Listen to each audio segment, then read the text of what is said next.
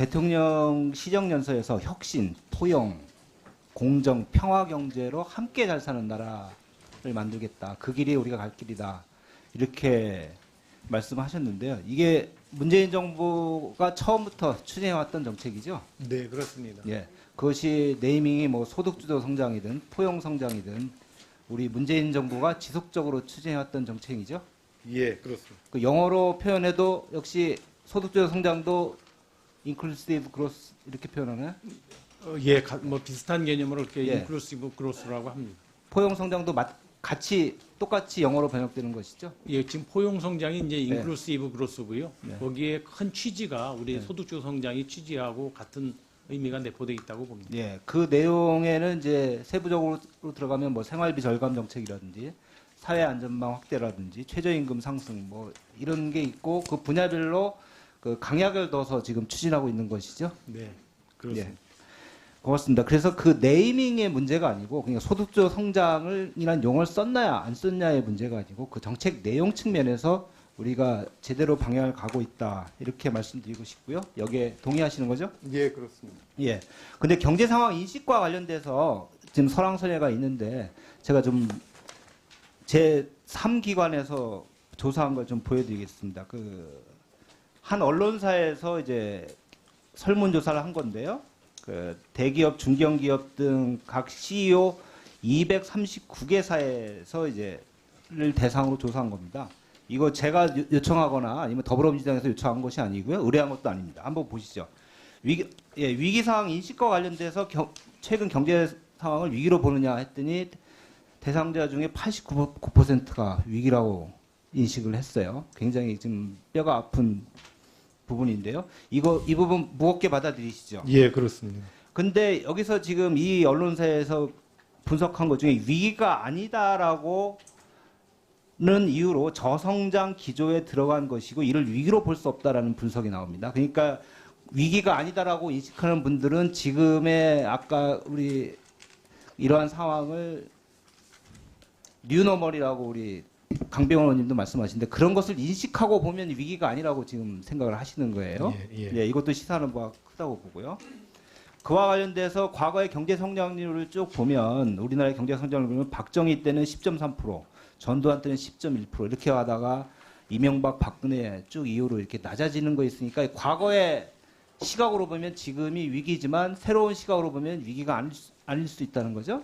그 다음에 그 위기의 원인에 대해서 이제 그 언론사에서 지금 물어봤습니다. 그랬더니 이제 복수 응답을 허용했는데 첫 번째, 두 번째, 세 번째 위에서부터 나오는 거는 보호무역주의 영향, 그 다음에 일본의 수출 규제, 세계 경기 불황 이것을 다 합치면 여기에 원인이 있다고 파악한 한 72% 정도 되는 것 같아요. 근데 우리 내부에 그 원인이 있다고 본 거, 그게 정부 정책이라든지 정부의 인식에 원인이 있다고 보는 것은 합치면 한 27% 정도. 그러니까 우리 일반 CEO들이 인식할 때 대외 요인이 더 크다고, 그러니까 3배 이상 크다고 판단을 하고 있어요. 어떻게, 이거는 부총리께서 인식하시는 거하고 같은 거죠? 예, 제가 보기에 어느 정도 그 기업인들의 설문이 예. 뭐 대체적으로 외부에서 느끼는 그런 인식하고 비슷한 것 같습니다. 예. IMF, WB 이제 연차총회 다녀오셨는데 IMF 총재가 세계 경제와 관련돼서 이제 새로운 용어를 써가면서 이제 이야기를 하지 않았습니까? 예. Synchronized slowdown. 그러니까 세계 경제가 동시에 전 세계가 글로벌리 동시에 다운되고 있다, 둔화되고 있다는 표현인데요. 그러면서 유독 독일, 네덜란드, 한국의 재정 지출 확대가 필요하다고 지적을 했습니다. 근데 이것은 제가 볼 때는 그 정책 입안자 입장에서 보면 통화 정책엔 정책에서는 우리가 그 저금리 기조로 가서 여력이 없고 또한 통화 유통 속도라든지 그다음에 통화 승수가 지금 낮은 상황에서 결국 할 수 있는 건 재정 정책밖에 없는 거 아니겠습니까? 네.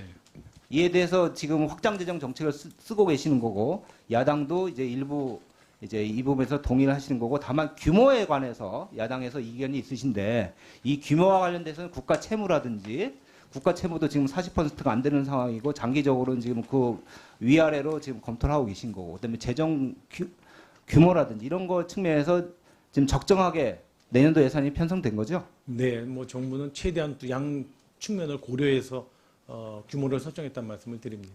예, 고맙습니다. 그리고 그 조달 청구와 같이 좀 질문을 드리고 싶어요. 아까 우리 김두관 의원님도 말씀 주셨는데 친일 반민족 행위자 재산조사위원회 이게 2006년에 특별법이 만들어지면서 구성이 됐습니다. 그런데 그래서 그 일본인 명의로 남아있는 토지에 대해서 조사하고 정리하는 작업을 쭉 했었는데 2010년에 이명박 정부 들어와서 그 해당 조사위원회가 활동을 종료해버리고 해산해버려요. 당시 그 특별법상에 보면 2년 더 연장할 수 있는데 이명박 정부에서 이렇게 연장을 하지 않고 종료해버렸단 말이죠. 이와 관련돼서 지금 제가 보도자를 내니까 SNS상에서는 아니 그 일본 외구보다 토착 외구가 더 나쁘다 이런 표현까지 얘기가 나옵니다. 그래서 우리 문재인 정부에서는 이것을 진짜 반면교사로 삼아서 좀 엄밀히 이 부분을 살펴봐야 될 텐데요. 근데 최근에 감사 보고서에 보면 그 당시 노무현 정부 때 만들었던 그 일본인명 DB 검색 프로그램이 지금 남아있지가 않습니다. 정부에서 안 갖고 있어요.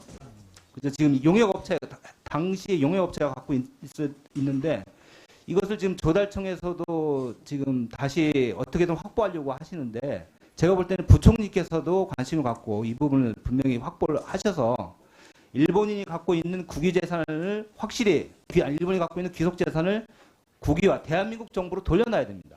이 부분은 조달청이 하는데 좀 한계가 있으니까 국토부라든지 지방자치단체 장항하고 협력을 하셔서 우리 기재부가 중심을 잡고 분명히 정의를 바로 세운다. 정의를 역사를 바로 세운다는 관점에서 확실히 좀 추진해 주시기 바랍니다.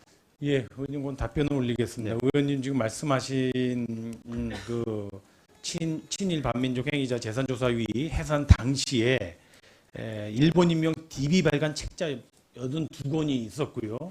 그다음에 수지 원천 자료 CD 7장이 있었습니다. 요거는 지금 국가기록원에 이관이 돼서 보관을 하고 있고요. 지금 의원님이 말씀하셨던 그 일본 인명 DB 검색 프로그램은 말씀하신 대로 기재부로 이관이 안 됐는데 의원님 문제 제기를 해주셔가지고 저희가 조사한 결과 이 프로그램이 법무부로 이미 이관이 돼서 보존이 되고 있는 것을 확인을 했습니다. 네.